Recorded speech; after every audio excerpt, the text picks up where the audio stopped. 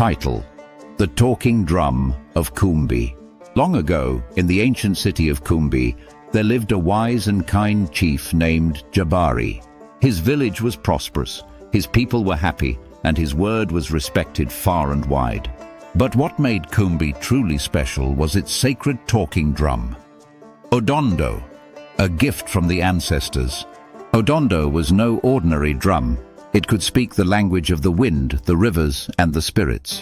When played by the village drummer Kwame, it would send messages across great distances, warn of danger, and even settle disputes.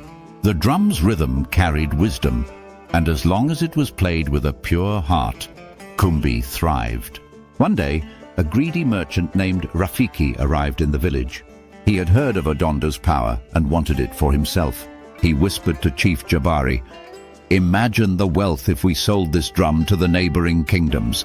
It could make us richer than the kings of Mali." But Jabari refused. "Odondo is not for sale. It is the voice of our ancestors."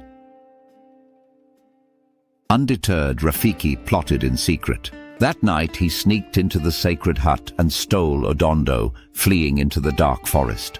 When the villagers discovered the theft, panic spread. Without the drum, how would they call for rain? How would they know if enemies approached? Kwame, the drummer, stepped forward. "I will find Odondo," he vowed. With nothing but his small hand drum, he set off into the wilderness. For days, Kwame followed Rafiki's trail, listening to the whispers of the trees and the murmurs of the streams. Deep in the forest, he found Rafiki trying to play Odondo, but the drum remained silent. No matter how hard he struck it, no sound came out. "Why won't it work?" Rafiki shouted in frustration. Kwame emerged from the shadows. "Because Odondo only speaks for those who respect its spirit." Rafiki, realizing his mistake, fell to his knees. "Forgive me, I was blinded by greed." Kwame took Odondo and played a soft, rhythmic tune.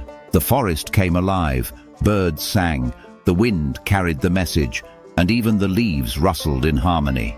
The drum's voice had returned. When Kwame brought Odondo back to Kumbi, the village rejoiced. Chief Jabari declared, "From this day, only those with pure intentions may play the drum.